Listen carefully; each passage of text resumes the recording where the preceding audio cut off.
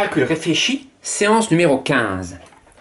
Je vais essayer de parler plus doucement parce que hier j'étais un petit peu trop rapide. Première question. Résoudre l'équation 2x moins 8 fois x plus 7 égale 0. On a une équation produit nul parce que c'est une multiplication et c'est égal à 0.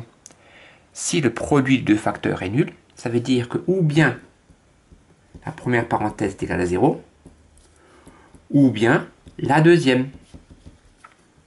Je dois donc résoudre l'équation 2x moins 8 égale 0. Pour ce faire, j'ajoute 8 de chaque côté, puis je divise par 2.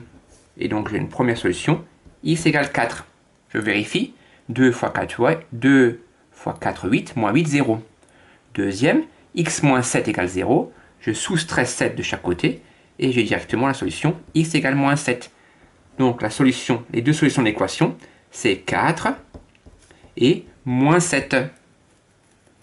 Deuxième, je dois résoudre l'équation 7x moins 8x carré égale 0. Ce n'est pas une équation produit. Je n'ai pas une multiplication ici. Donc avant de la résoudre, je dois d'abord la factoriser. Pour la factoriser, ou bien je remarque une identité remarquable, ou bien je remarque un terme qui est commun. Ici, ce n'est pas une unité remarquable, parce que ce n'est pas la forme a carré moins b carré. 7x, ce n'est pas le carré de quelque chose. Et donc, je vais factoriser. Factoriser, il faut remarquer quelque chose en commun. Donc 7 fois x moins 8 fois x fois x. Donc j'ai bien sûr un x qui est en commun. Je le factorise, il reste 7 moins 8x. Si je veux, je peux développer pour vérifier. On a bien 7x moins 8x carré. Là, j'ai une équation produit nul. Ça veut dire que ou bien x égale 0, ou bien 7 moins 8x égale 0. Donc x égale 0, ou moins 8x égale moins 7. Ça veut dire que x égale moins 7 moins 8e. Or, moins divisé par moins, ça fait plus. Donc c'est pareil que 7 huitièmes. Donc j'ai bien deux solutions, 0 et 7 huitièmes.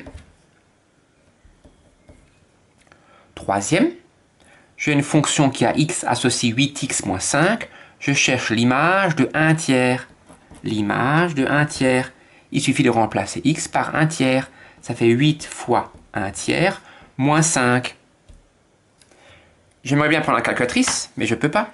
Pourquoi? Parce que 8 fois 1 tiers, ça ne se termine pas. Donc je vais faire un calcul avec des fractions. Comme j'ai une multiplication, je commence d'abord par la multiplication. 8, c'est comme 8 unième. 8 unième fois 1 tiers, ça fait 8 tiers. Et 8 tiers moins 5, je dois transformer pour le même dénominateur. Je vais tout mettre sur 3.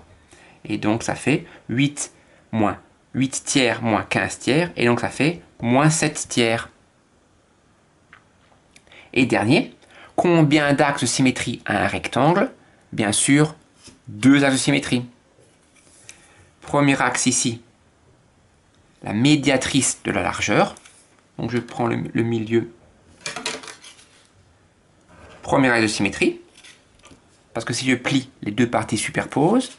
Et deuxième axe de symétrie, je trace ici la médiatrice de la longueur, à peu près. Deuxième axe de symétrie.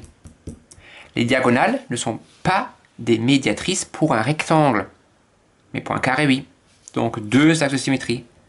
Deux axes de symétrie. Voilà.